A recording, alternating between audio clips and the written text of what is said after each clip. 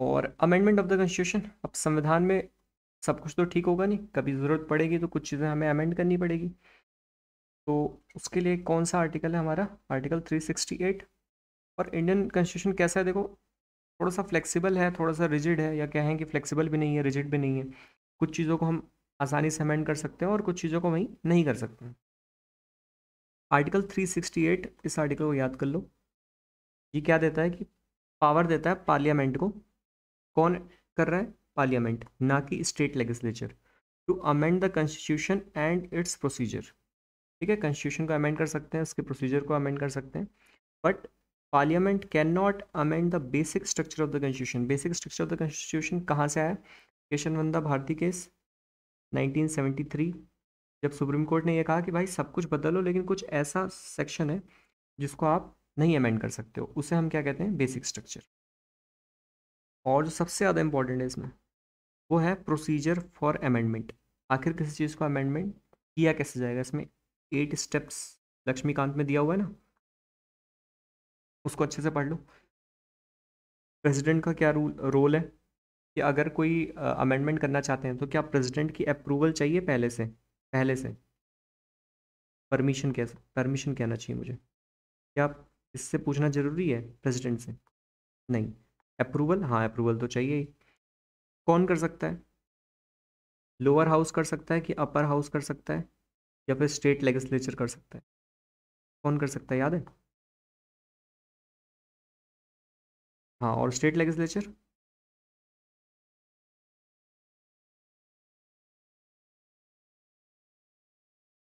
नहीं नहीं Parly sorry, constitution में अगर कुछ भी अमेंड, कुछ कुछ नहीं कर, हाँ केवल वही करेगा।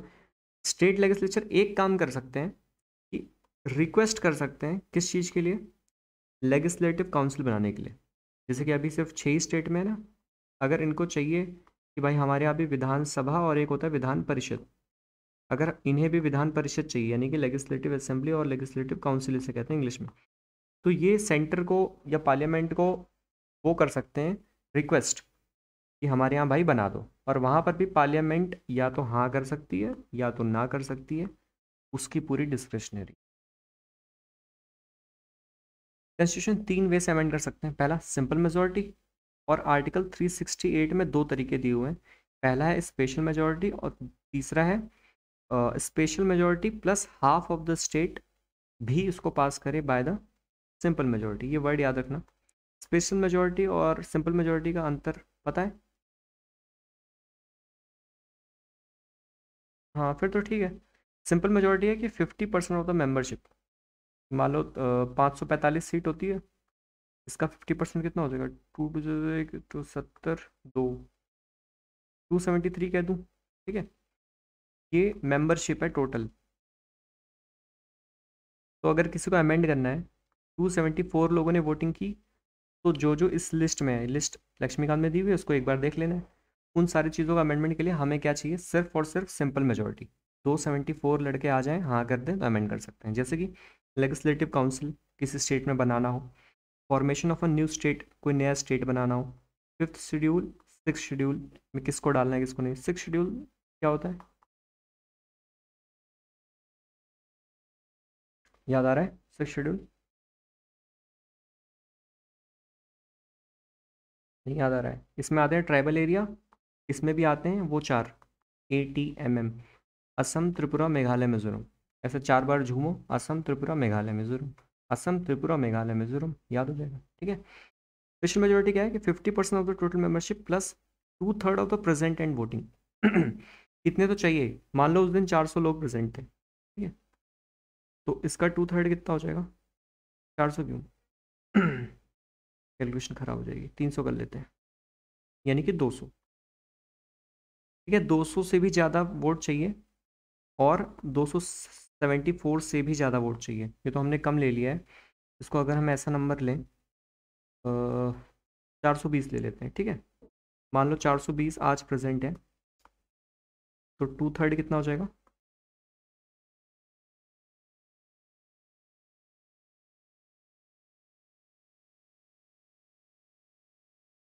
सही नहीं कर रहा हूँ क्या मैं, 3 × 3, एक कैरी 3, 100, तो फिर से करते हैं। स्ट्रेंथ कितनी ले लेता हूँ मैं, 420 पर 2/3 निकालना है। 3 × 1 = 3, एक कैरी, 3 × 4 = 12, 0 यानी कि 280। ठीक है, तो अब मान लो 275 लोग दे रहे हैं हाँ में वोटिंग, तो क्या हम स्पेशल मेजोरिटी के तहत उसको अमेंड कर सकते हैं? नहीं कर सकते, क्योंकि 50% ऑफ द टोटल मेंबरशिप तो पास हो रही है, लेकिन 280 से ही ज़्यादा चाहिए, 281 लोग हमें चाहिए, क्योंकि 2/3 of the present and voting. ठीक है, तो इसकी बहुत इंपॉर्टेंट है कि इसमें कौन कौन सी चीज़ें आती हैं। देखो, जो फर्स्ट और थर्ड लिस्ट में नहीं है वो सारी आती हैं। और कौन सी आती है? फंडामेंटल राइट में आपको कोई अमेंडमेंट करना हो, डीपीएसपी में आपको कोई अमेंडमेंट करना हो, और जो चीज़ें नहीं आती हैं वो सारी आती हैं स्पेशल मेजोरिटी में। तीसरी बहुत इंपॉर्टेंट चीज़ है इसमें देखो, थोड़े और जो बड़े अमेंडमेंट्स हों तो उसको स्पेशल मेजोरिटी पार्लियामेंट करेगा साथ ही साथ हाफ ऑफ द स्टेट करेगा बाय सिंपल मेजोरिटी। 28 स्टेट है, यानी कि 14 स्टेट लेजिस्लेचर अगर अप्रूव कर देती है तो 15वें के पास जाने की जरूरत ही नहीं है। 14-15 हाफ अगर कर दे तो इसका मतलब है कि ये पास हो जाएगा। क्या क्या अमेंडमेंट हैं जो इसके तहत इस रूल के मुताबिक होंगे? जो तो फेडरल स्ट्रक्चर के अंदर है, फेडरल लिस्ट के अंदर है। 7th शेड्यूल कौन सी है? फेडरल लिस्ट है। Election of president, vice president, इनका अगर हमें मैनर चेंज करना हो कि आज से प्रेसिडेंट का इलेक्शन इनडायरेक्ट ना होकर के डायरेक्ट कराएंगे जैसे पीएम का कराते हैं, कोई अगर मैनर में चेंज करना होगा प्रेसिडेंट या वाइस प्रेसिडेंट के, तो वो हमें इस तरीके से कराना होगा। या फिर आर्टिकल 368 इटसेल्फ, इसके जो प्रोसीजर है, इसकी जो पावर है, ये अगर चेंज करना हो तो भी हमें ऐसे ही जाना है। कैसे? Special majority of the parliament and half of the state by simple majority. ठीक है, यहाँ तक क्लियर है? और हम लास्ट पार्ट चालू करें।